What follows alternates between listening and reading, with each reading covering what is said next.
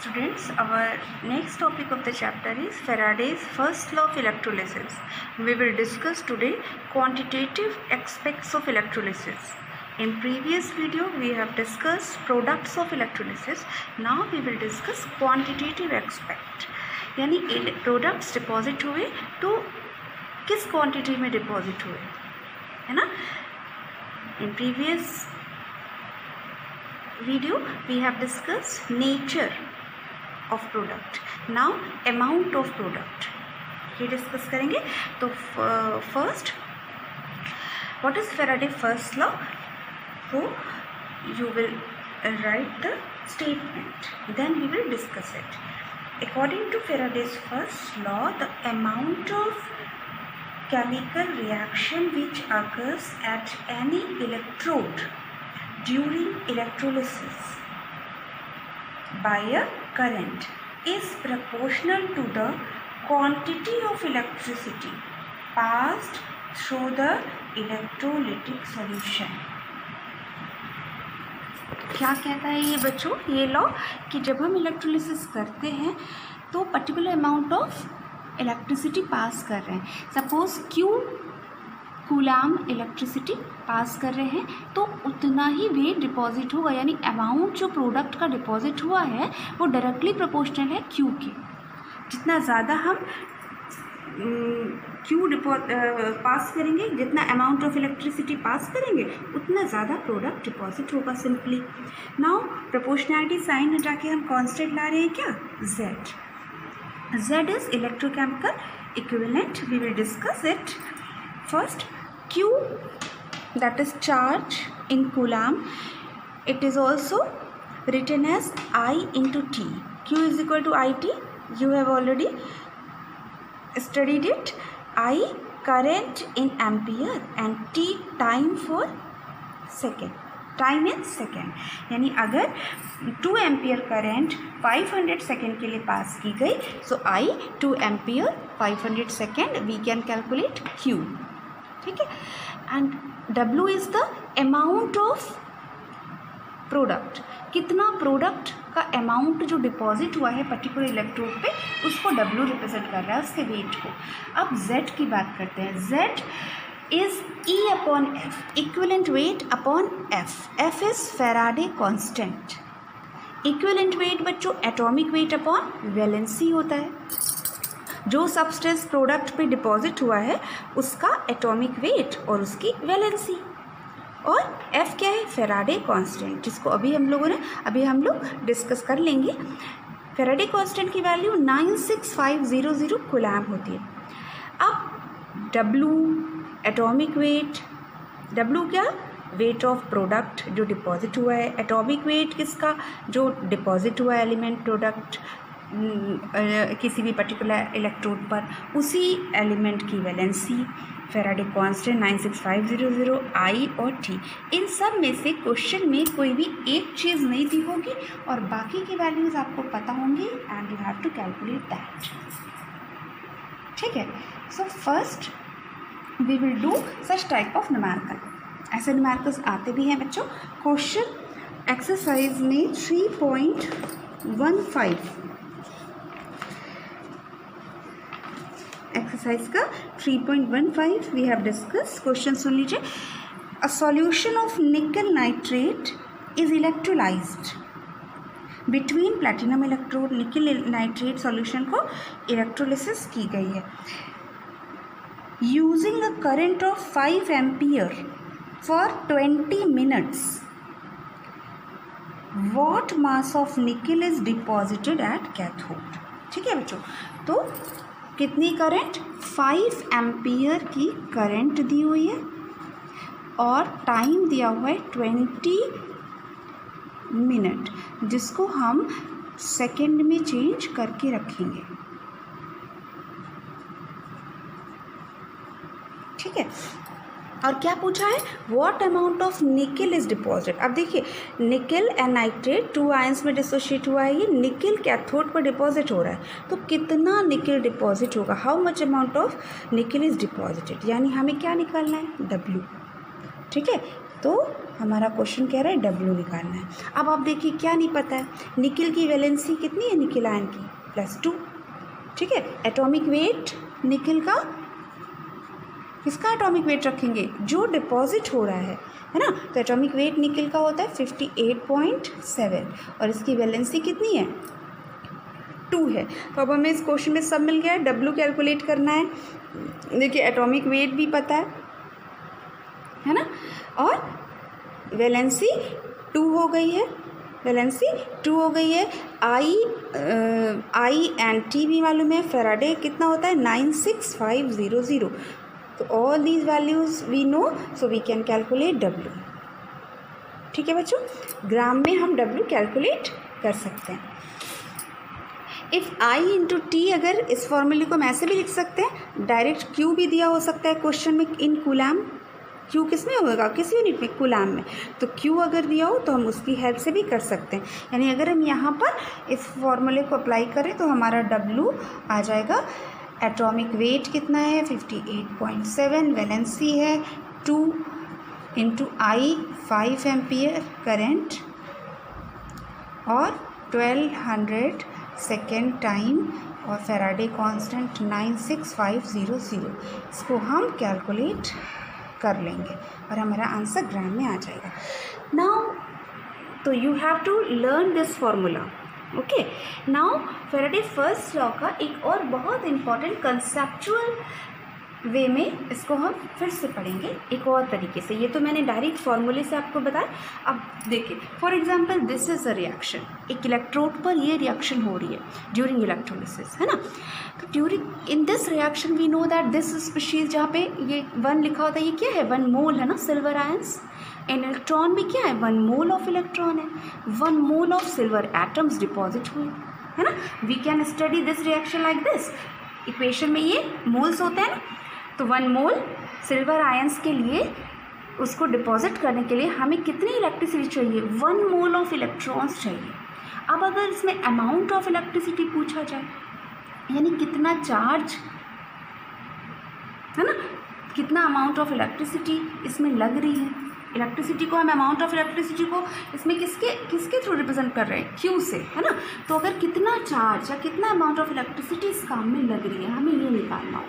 तो हम जानते हैं कि 1 इलेक्ट्रॉन पे चार्ज कितना है 1.6 इंटू 10⁻⁻19 और हमारे इलेक्ट्रॉन्स कितने हैं 1 मोल। तो charge on 1 mole of electron, एक इलेक्ट्रॉन का चार्ज इंटू आवागाद्रो नंबर, कितने इलेक्ट्रॉन्स हैं 6.022 इंटू 10⁻23। तो हम 1 मोल इलेक्ट्रॉन्स पे चार्ज निकाल सकते हैं। तो इस वैल्यू को मल्टीप्लाई किया गया 6.022 इंटू 10⁻23 और इस वैल्यू को चार्ज ऑन 1 इलेक्ट्रॉन, तो ये हमारा आंसर आया 96487 कूलम। इसी को हम फैराडे कांस्टेंट भी कहते हैं। यानी फैराडे कांस्टेंट क्या है, charge on 1 mole of electron, this is called Faraday constant. और इसको अप्रॉक्सीमेटली न्यूमेरिकल्स में 96500 कूलम ले लिया जाता है, ठीक है। और इसको इसी को हम 1 फैराडे कहते हैं, फैराडे कांस्टेंट। तो यानी 1 फैराडे क्या है, charge on 1 mole of electron. So clear it, remember it कि 1 मोल ऑफ इलेक्ट्रॉन मतलब फैराडे के टर्म्स में क्या हुआ 1 फैराडे, और कूलम में पूछा जाए तो 96500। यानी अगर आपसे कहा जाए यहाँ पे कितने मोल ऑफ इलेक्ट्रॉन्स इस काम को कर रहे हैं 1 मोल ऑफ इलेक्ट्रॉन, कितने कूलम इलेक्ट्रिसिटी ये काम कर रही है 96500 कूलम, कितने फैराडे, अगर फैराडे टर्म्स में पूछा जाए तो 1 फैराडे इलेक्ट्रिसिटी इस काम को कर रही है, Ag+ को Ag में बदल रही है 1 मोल, ठीक है। अगर 1 मोल इलेक्ट्रॉन्स नहीं है, कोई और नंबर है ना, तो इलेक्ट्रॉन का चार्ज और कोई और नंबर, मान लीजिए इलेक्ट्रॉन्स का नंबर कुछ और है, तो हम हाफ मोल जो भी है हम उस नंबर से मल्टीप्लाई करके भी क्यू निकाल सकते हैं। Now we will do the questions. ऐसे क्वेश्चंस बच्चों बहुत आते हैं। क्वेश्चन इज, ये आपके एक्सरसाइज का क्वेश्चन है, how much charge is required in reduction of 1 mole of Al+3 into Al। 1 mole Al+3 का रिडक्शन में Al में रिडक्शन किया गया, रिडक्शन मतलब गेन ऑफ इलेक्ट्रॉन, तो कितना चार्ज रिक्वायर्ड है, ठीक है।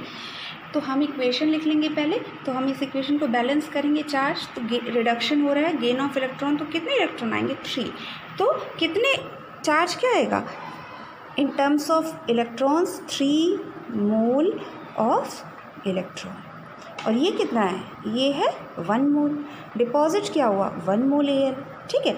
और इसी को हम 3 फैराडे कह सकते हैं, या फिर कूलाम में अगर आंसर पूछा जाए तो आप क्या लिखोगे 3 × 96500 कूलाम, यानी इस क्वेश्चन का आंसर क्या हुआ, how much charge is required for this, 3 × 96500 coulomb charge is required for this place, ठीक है बच्चों, क्लियर। ऐसे ही कुछ और न्यूमेरिकल्स थोड़ा सा डिफरेंट हम करेंगे, यानी इस तरह से करने के लिए हमें क्या चाहिए, हमें इक्वेशन सही सही लिखनी आनी चाहिए। अच्छा, एक चीज़ और इसमें चेंज करते हैं, अगर यहाँ पे क्या दिया हुआ था 1 मोल दिया हुआ था, अगर बोलते 2 मोल्स एल्युमिनियम तो 1 मोल 3 फैराडे, तो 2 मोल्स के लिए 6 फैराडे हो जाता कि नहीं हो जाता, ठीक है। अगर कहते हाफ मोल तो इधर भी हम कैलकुलेट कर सकते हैं, 1 मोल के लिए 3 फैराडे तो हाफ मोल के लिए 1.5 फैराडे। अगर ये वेट में दिया होता तब हम फॉर एग्जांपल हम इसी क्वेश्चन को थोड़ा सा चेंज करते हैं, what amount of electricity is required, question क्या है आपका, what amount of electricity is required to reduce Al+3 into 54 gram of Al, यानी 54 ग्राम ऑफ एल्युमिनियम बनाना है Al+3 से, तो कितनी इलेक्ट्रिसिटी लगेगी, कितना अमाउंट ऑफ इलेक्ट्रिसिटी, ठीक है। तो बच्चों हमें यहाँ पे इक्वेशन Al+3 से Al तो यही इक्वेशन है, पर ये 1 मोल है और यहाँ पे किस में ग्राम में दिया हुआ है, ठीक है। 1 मोल का वेट क्या होता है, एटॉमिक वेट, 1 मोल का वेट क्या होता है, किसी भी सब्सटेंस के 1 मोल का वेट उसका मोलर मास, और यहाँ पे एटम का एटॉमिक वेट, तो एल्युमिनियम का एटॉमिक वेट कितना होता है, ग्राम एटॉमिक वेट 27 ग्राम, तो यानी हम कह सकते हैं 27 ग्राम एल्युमिनियम कितने से बन रही है, 3 फैराडे से, तो 54 ग्राम एल्युमिनियम किससे बनेगी, नहीं कैलकुलेट कर लेंगे, कैसे कैलकुलेट करेंगे, देखिए 27 ग्राम ऑफ 27 ग्राम है कि नहीं 1 मोल या 27 ग्राम ऑफ एल्युमिनियम ऑब्टेन्ड हो रही है कितने से, 3 फैराडे से, तो 54 ग्राम कितने से मिलेगी, 3/27 × 54, और हम इसको कैलकुलेट कर लेंगे।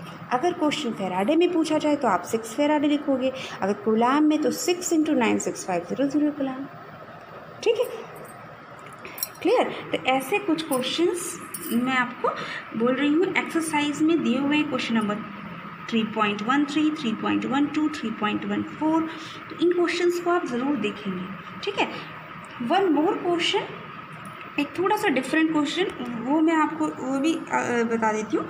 तो देखिए क्वेश्चन है आपके एक्सरसाइज का 3.13 part A, how much electricity is required in coulomb for the oxidation of, इस बार क्या है, oxidation of 1 mole H2 into O2, ठीक है।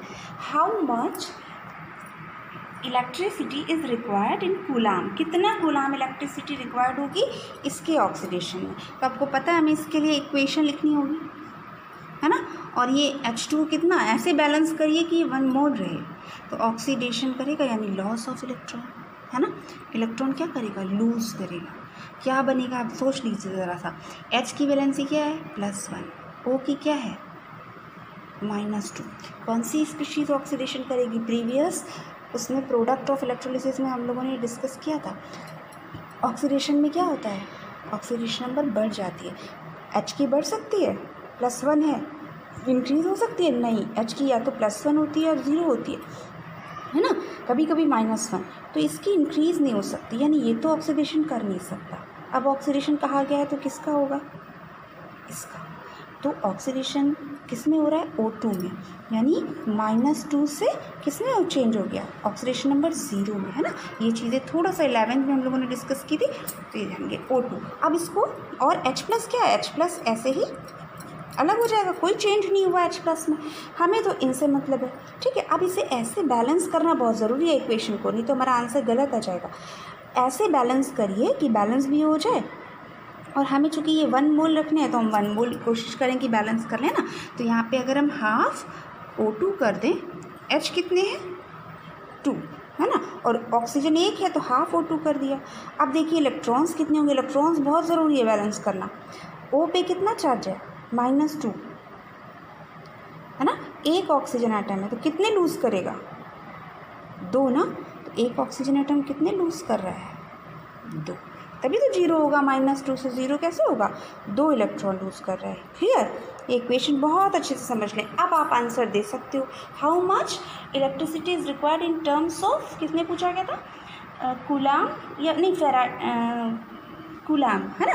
तो 2 1 मोल, ये कितना दिखा है देखो बैलेंस इक्वेशन में, H2 1 मोल, और ये कितना है electron, 2 mole of electron required है। In terms of faraday 2 faraday, 1 mole के लिए कितने ज़रूरी होंगे, 2 फेराडे, और इन कूलाम 96500 कूलाम, ठीक है, क्लियर है ना। अब हम लोग इस तरह के क्वेश्चंस आपको मैंने और भी करने हैं, ठीक। अब हम लोग डिस्कस कर लेते हैं Faraday's second law of electrolysis, ठीक है। So first of all, what is the statement of Faraday's second law of electrolysis? First we will discuss it. According to Faraday's second law, the amount of different substances liberated by the same quantity of electricity passing through the electrolytic solutions are proportional to their chemical equivalent weights. क्या है मतलब इसका बच्चों, अगर हम electrolysis करें, इस cell में कॉपर सल्फेट है सपोज, दूसरे में सिल्वर नाइट्रेट है, और इन सब में हम, इन सारे इलेक्ट्रोलिटिक सेल में हम same amount of electricity pass कर रहे हैं, है ना। इनको सीरीज में कनेक्ट कर दिया और सेम अमाउंट ऑफ इलेक्ट्रिसिटी, जितना क्यू इसमें पास हो रहा है उतना क्यू इसमें पास हो रहा है ना। तो कौन सा सब्सटेंस ज़्यादा डिपॉजिट होगा, कौन सा कम। अब यहाँ पे कौन डिपॉजिट हो रहा है, कॉपर, है ना, यहाँ पे सिल्वर मान लेते हैं, Ag+ Ag में बदलेगा, Cu+ तो Cu में बदलेगा, है ना। प्रोडक्ट लेते हैं, कॉपर एंड सिल्वर डिपॉजिट हो रहा है। Now according to this law, ये क्या कहता है, ये लॉ कह रहा है कि जितना, अगर हम same amount of electricity pass करें तो उस प्रोडक्ट का वेट ज़्यादा डिपॉजिट होगा जिसका इक्विवेलेंट वेट ज़्यादा है, यानी इक्विवेलेंट वेट ज़्यादा तो same amount of electricity pass करने से उसका W ज़्यादा होगा, वो ज़्यादा डिपॉजिट होगा जिसका इक्विवेलेंट वेट ज़्यादा है। यानी अगर हम यहाँ पे देखें तो सिल्वर का इक्विवेलेंट वेट 108 है और कॉपर का कम है, 37 के आसपास है ना। तो सिल्वर ज़्यादा डिपॉजिट होगा क्योंकि उसका इक्विवेलेंट वेट ज़्यादा है अपने इलेक्ट्रोलिटिक सेल में, और कॉपर कम डिपॉजिट होगा। सिंपली फेराडे सेकेंड लॉ क्या कहता है, फर्स्ट लॉ क्या कहता था कि जितना कूलाम इलेक्ट्रिसिटी पास करोगे उतना वेट डिपॉजिट होगा। ये क्या कह रहा है, अगर सेम कूलाम पास करें और डिफरेंट सब्सटेंस हो तो जिसका इक्विवेलेंट वेट ज़्यादा उसका वेट ज़्यादा। इसको हमें अगर क्वेश्चन में यूज़ करना हो तो हम इसको ऐसे यूज़ कर सकते हैं, वेट ऑफ कॉपर और वेट ऑफ सिल्वर। यहाँ पे कॉपर या सिल्वर जो भी आपके क्वेश्चन में सब्सटेंस हो, मान लीजिए यहाँ पे हम लोगों ने माना है कि कॉपर डिपॉजिट हो रहा है, यहाँ पे सिल्वर, तो weight of substance A upon weight of substance B is equal to equivalent weight of substance A upon equivalent weight of substance B, ठीक है। अब इसमें से आपको क्वेश्चन में इसको यूज़ कैसे करेंगे, क्वेश्चन में इसमें से 3 चीज़ें दी होंगी और कोई भी एक कैलकुलेट करनी होगी। क्वेश्चन नंबर एक्सरसाइज का 3.16 है शायद, वो उसको आप करके देख लेंगे, फेराडे सेकेंड लॉ पर बेस्ड है। ठीक है बच्चों. So do some more numericals on this topic and ask me in the Google Classroom app.